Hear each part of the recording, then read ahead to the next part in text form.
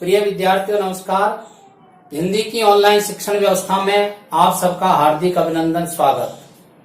आज हम अध्ययन करेंगे विशेषण के भेद। इससे पहले के वीडियो में हमने विशेषण की परिभाषा, विशेष्य शब्द किसे कहते हैं, प्रविशेषण किसे कहते हैं, विशेष विशेषण और विधेय विशेषण में क्या अंतर होता है, इसका अध्ययन कर लिया था। इस अध्ययन को पूरा समझने के लिए आप इस वीडियो को सब्सक्राइब करें और यदि आपके कोई सुझाव रहते हैं तो कमेंट्स के माध्यम से आप अपने सुझाव हम तक भेज सकते हैं।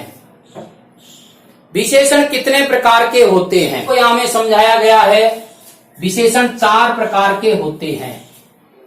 उनमें से पहला प्रकार है गुणवाचक विशेषण, दूसरा प्रकार है संख्यावाचक विशेषण और तीसरा प्रकार है परिमाणवाचक विशेषण और चौथा प्रकार है सार्वनामिक विशेषण।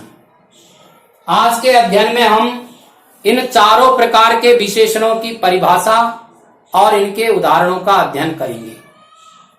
मैं आपसे इस अवसर पर यह बात जरूर कहूंगा, हिंदी व्याकरण में परिभाषाएं याद रखना, परिभाषाएं सीखना सरल है।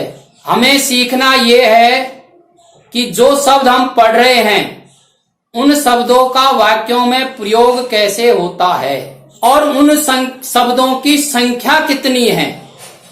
जैसे संज्ञा शब्दों की संख्याएं कितनी है, सर्वनाम शब्दों की संख्याएं कितनी है, उनको हम वाक्यों में पहचानेंगे कैसे कि ये संज्ञा शब्द है और ये सर्वनाम शब्द है और ये विशेषण शब्द है।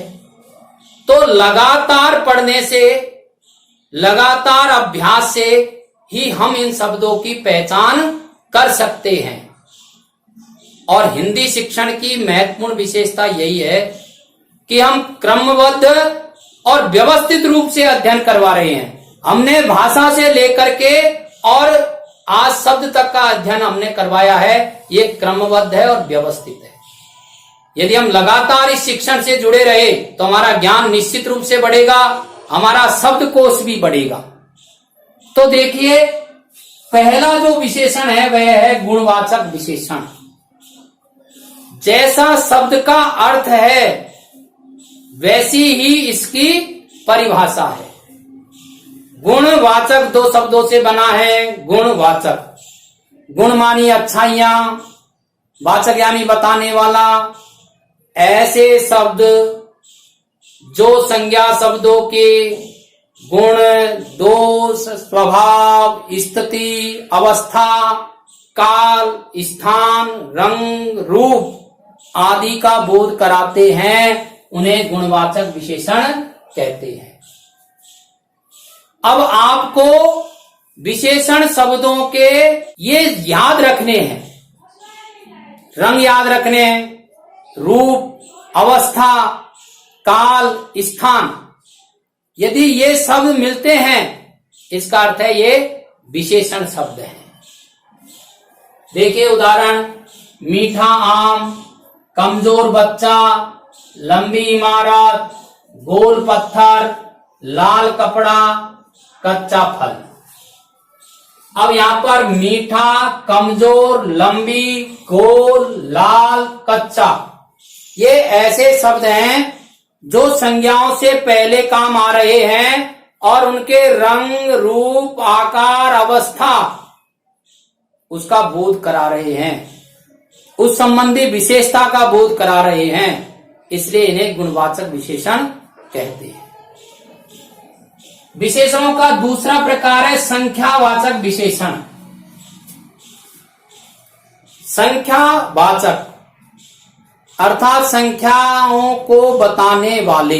जिन विशेषण शब्दों से संज्ञा या सर्वनाम शब्दों की संख्या संबंधी विशेषता का बोध होता है उन्हें संख्यावाचक विशेषण कहते हैं।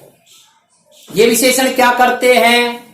संज्ञा या सर्वनाम शब्दों से पहले आकर के और उनकी संख्या संबंधी विशेषता का बोध हमको करवाते हैं। आप जानते हैं संख्याओं की कितनी अवस्थाएं होती है? कमेंट्स के द्वारा लिख के भेजना मुझे, मैं आपको बता रहा हूं। संख्याओं की 4 अवस्थाएं होती है। पूर्णांक संख्याएं, अपूर्णांक संख्याएं, आवर्ती संख्याएं और समूहवाचक संख्याएं। जब इन चारों प्रकार की स्थितियों की निश्चितता का बोध होता है तब तो निश्चयवाचक संख्यावाचक विशेषण हो जाते हैं। और इन चारों प्रकार की अवस्थाओं की अनिश्चितता का बोध होता है तो अनिश्चयवाचक संख्यावाचक विशेषण हो जाते हैं।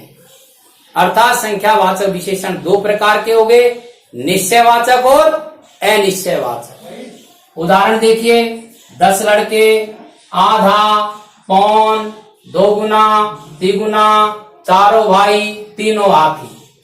यहाँ चारों और तीनों ये समूहवाचक है, 2 गुना, 3 गुना आवर्ती सूचक है, आधा, पौन अपूर्णांक है और 10 पूर्णांक है। संख्याओं की चारों अवस्थाएं और उनकी निश्चितता का बोध हो रहा है, इसलिए निश्चयवाचक संख्यावाचक विशेषण। अनिश्चितता का बोध होता है, कुछ लड़के, सब लड़के, थोड़ा पानी, कम, बहुत, जरा, अल्प, ये ऐसे शब्द है जहां अनिश्चितता का बोध होता है तो वो अनिश्चयवाचक संख्यावाचक विशेषण कहलाते हैं। विशेषण का तीसरा प्रकार है परिमाणवाचक। परिमाण शब्द का अर्थ है नाप तोल। जिन विशेषण शब्दों द्वारा संज्ञा या सर्वनाम शब्दों की नाप तोल संबंधी विशेषताओं का बोध होता है उन्हें परिमाणवाचक विशेषण कहते हैं। ये भी दो प्रकार के होते हैं, निश्चयवाचक परिमाणवाचक विशेषण और अनिश्चयवाचक परिमाणवाचक विशेषण। इनकी भी चारों अवस्था रहती है, परिमाणों की भी, पूर्णांक, अपूर्णांक, आवर्ती सूचक और समूहवाचक। उदाहरण दिए हैं हमें यहाँ, 1 मीटर, 2 किलो दूध, भरपेट भोजन। यहाँ पर नाप तोल संबंधी विशेषता का बोध होता है।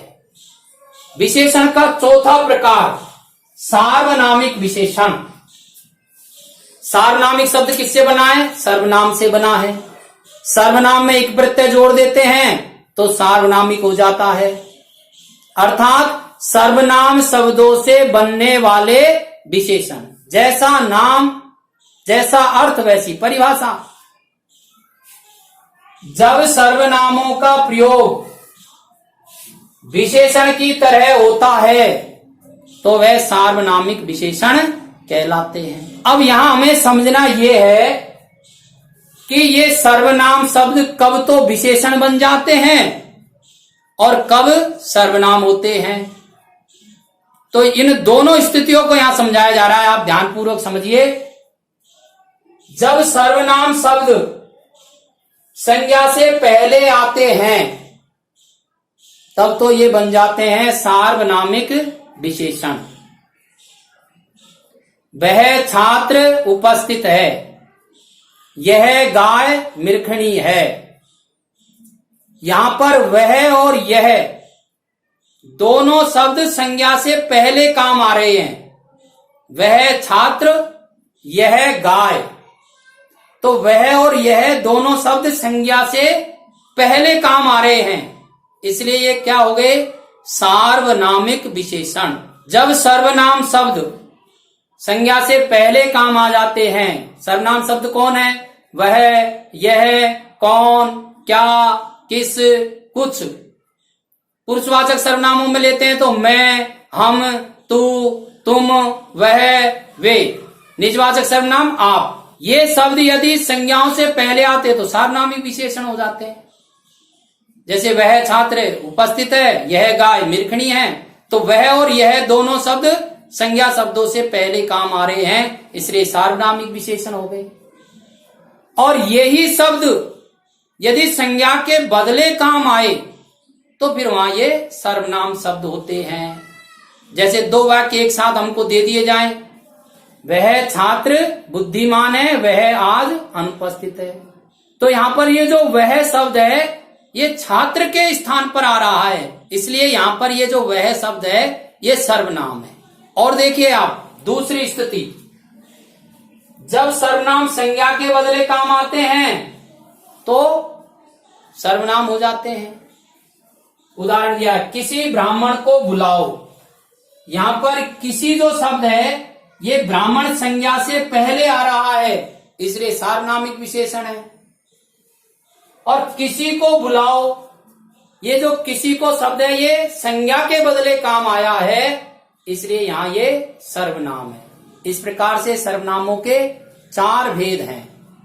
अगले वीडियो में हम सर्वनाम की अवस्थाएं और सर्वनामों के रूप इसका अध्ययन करेंगे। धन्यवाद।